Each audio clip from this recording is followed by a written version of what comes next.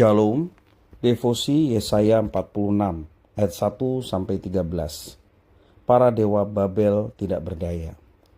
Dewa Babel sudah ditundukkan, dewa Nebo sudah direbahkan, patung-patungnya sudah diangkut di atas binatang, di atas hewan yang pernah kamu arak, sekarang telah dimuatkan sebagai beban pada binatang yang lelah, yang tidak dapat menyelamatkan bebannya itu. Dewa-dewa itu bersama-sama direbahkan dan ditundukkan, dan mereka sendiri harus pergi sebagai tawanan. Dengarkanlah aku, hai kaum keturunan Yakub, hai semua orang yang masih tinggal dari keturunan Israel, hai orang-orang yang kudukung sejak dari kandungan, hai orang-orang yang kujunjung sejak dari rahim. Sampai masa tuamu aku tetap dia, dan sampai masa putih rambutmu aku menggendong kamu. Aku telah melakukannya dan mau menanggung kamu terus. Aku mau memikul kamu dan menyelamatkan kamu. Kepada siapakah kamu hendak menyamakan aku, hendak membandingkan dan mengumpamakan aku sehingga kami sama? Orang mengeluarkan emas dari dalam kantongnya dan menimbang perak dengan dacing. Mereka mengupah tukang emas untuk membuat Allah dari bahan itu. Lalu mereka menyembahnya, juga sujud kepadanya. Mereka mengangkatnya ke atas bahu dan memikulnya, lalu menaruhnya di tempatnya. Di situ ia berdiri dan tidak dapat beralih dari tempatnya. Sekalipun orang berseru kepadanya, ia tidak menjawab, dan ia tidak menyelamatkan mereka dari kesesakannya. Ingatlah hal-hal yang dahulu dari sejak purbakala, bahwasanya akulah Allah dan tidak ada yang lain.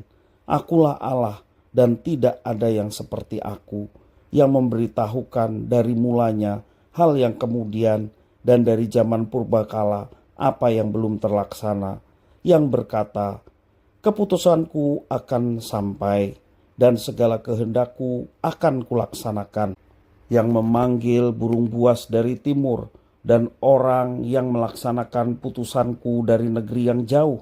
Aku telah mengatakannya, maka aku hendak melangsungkannya. Aku telah merencanakannya, maka aku hendak melaksanakannya. Dengarkanlah aku, hai orang-orang yang congkak, orang-orang yang jauh dari kebenaran.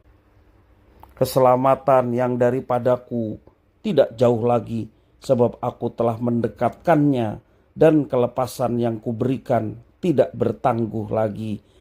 Aku akan memberikan kelepasan di Sion, dan keagunganku kepada Israel. Demikian firman Tuhan.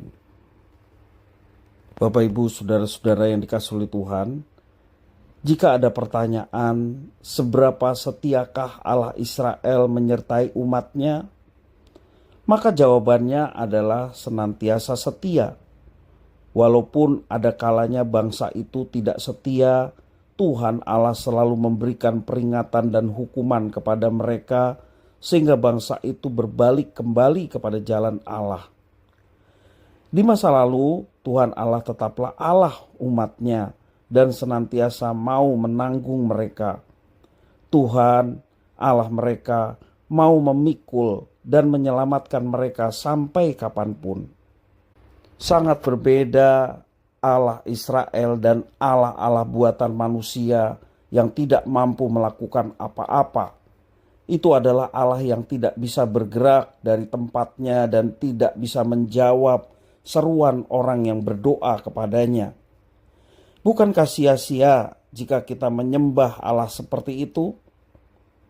Allah ingin manusia segera sadar, malu akan pekerjaan dan waktu yang mereka korbankan secara sia-sia. Tuhan Allah menghendaki umatnya berbalik kepadanya. Di sini firman Tuhan diperdengarkan. Keselamatan dari Tuhan sudah dekat. Ia akan membebaskan Sion dan memberikan keagungannya kepada Israel. Rencana Tuhan adalah rencana keselamatan yang baik untuk bangsa pilihannya. Tidak lama ia marah dan tidak selamanya ia menghukum. Pada akhirnya ia kembali menyatakan bagaimana bangsanya dapat diselamatkan. Kita patut mengucap syukur bahwa Tuhan Allah kita adalah Tuhan yang menaklukkan Allah-Allah lain di dunia ini. Ia juga Tuhan yang penuh kasih. Ia senantiasa memperhatikan kehidupan kita. Kadang kita tidak ubahnya seperti bangsa Israel yang kerap kali mengeraskan hati dan bertindak sesuka hati.